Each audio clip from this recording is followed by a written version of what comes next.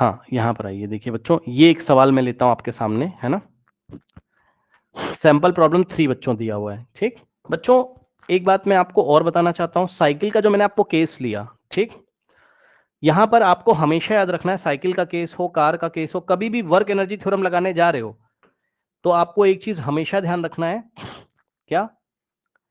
अभी मैंने शायद फ्रिक्शन का नाम ले लिया था, कोई बात नहीं है, वो ब्रेक लगने के केस में मैंने आपको बोल दिया था ऐसे ही। अभी आप फ्रिक्शन को इग्नोर करो, मेरी बात ध्यान सुनो। एयर रेजिस्टेंस और फ्रिक्शनल को इग्नोर कर देना, सुना? क्या? Ignore air resistance and frictional force, ठीक है। जब भी वर्क एनर्जी थ्योरम लगाना बच्चों, तो एयर रेजिस्टेंस को, मतलब एयर के मॉलिक्यूल से जो रेजिस्टेंस मिलेगा उसको, और फ्रिक्शनल फोर्स को इग्नोर कर देना। क्यों बताएं? सुनो ध्यान से। पता है, आप वर्क एनर्जी थ्योरम में ये मान के चल रहे हो कि जितना वर्क डन हुआ है, टोटल वर्क डन क्या है बताओ? ओनली कहां टोटल वर्क डन कहां गया है? केवल काइनेटिक एनर्जी को चेंज करने में, बस यही तो माना है। सुन लो ध्यान से फिर से, टोटल वर्क डन जो भी हुआ है वो क्या हुआ है? काइनेटिक एनर्जी को चेंज करने में खर्च हुआ है। मतलब कोई भी वर्क आप भाई, कोई भी वर्क आपने एयर रेजिस्टेंस को ओवरकम करने के लिए नहीं किया है, कोई भी वर्क आपने फ्रिक्शन को ओवरकम करने के लिए नहीं किया है। तो याद रखिएगा, बस आपने क्या याद रखना है? जितना भी वर्क है वो total change in kinetic energy के लिए रिस्पॉन्सिबल है, बस। एयर रेजिस्टेंस और फ्रिक्शन को इग्नोर करेंगे 9th क्लास में।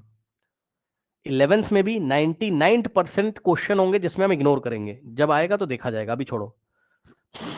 अब देखो, इधर आओ, सवाल पे आओ तुम। कह रहा how much work should be done, है ना, पढ़ लो ध्यान से। How much work should be done on a bicycle of mass 20 kilogram to increase its speed from 2 meter per second to 5 meter per second. मतलब ये एक बाइसाइकिल है इस तरीके से, ठीक। इसका मास कितना दिया बच्चों बताइए? 20 किलोग्राम, चेक कर लेना।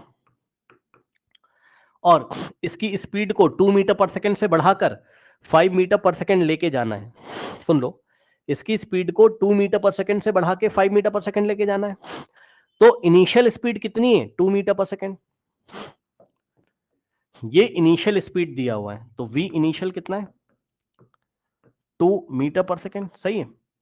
और फिर पैडलिंग करी जाएगी, जब पैडलिंग करी जाएगी तो इसके ऊपर वर्क डन होगा, और इसकी मास तो अभी भी उतना ही रहेगा, लेकिन अब इसकी स्पीड कितनी हो जाएगी बढ़ के? चेक कर लो, स्पीड कितनी हो जाएगी बताइए? 5 मीटर पर सेकेंड। तो बच्चों उसने कहा बताओ कितना वर्क डन करना पड़ेगा, कौन सी थ्योरम लगेगी बताओ? बताओ कौन सी थ्योरम लगेगी बताओ? Work work energy energy. Theorem. लेकिन हाँ, लेकिन सुनिए ध्यान से, वर्क एनर्जी थ्योरम आपकी बुक में नहीं देके रखा है, तो आपको कुछ नहीं करना है इस क्वेश्चन में। आप चुपचाप इतना लिखोगे, कितना? आओ दे बताते हैं। आप बस इतना लिखोगे, क्या? Work done on the cycle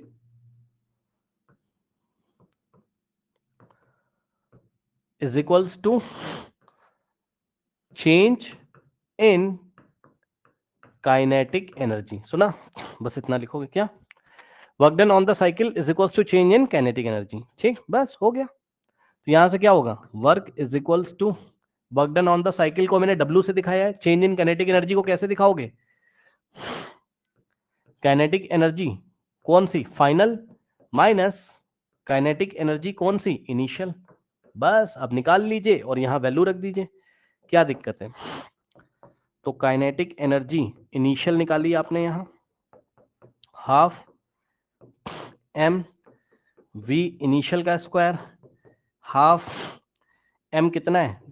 20, और v इनिशियल कितना है? 2, तो 2 का स्क्वायर, ठीक। तो यहां से आएगा हाफ इंटू 20 इंटू 2 का स्क्वायर 4, फिर 2 1 जा और 2 2 जा, फिर 2 इंटू 20 40 जूल आ गई इनिशियल काइनेटिक एनर्जी।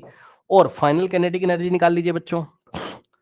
तो kinetic energy final is equals to half m 250। और यस v फाइनल का स्क्वायर। तो यहां से आ जाएगा हाफ m कितना है?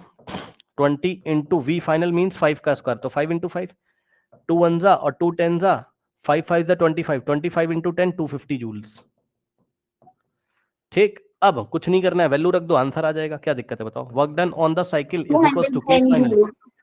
हाँ, माइनस इनिशियल कितना है, और आंसर कितना आया 210 जूल।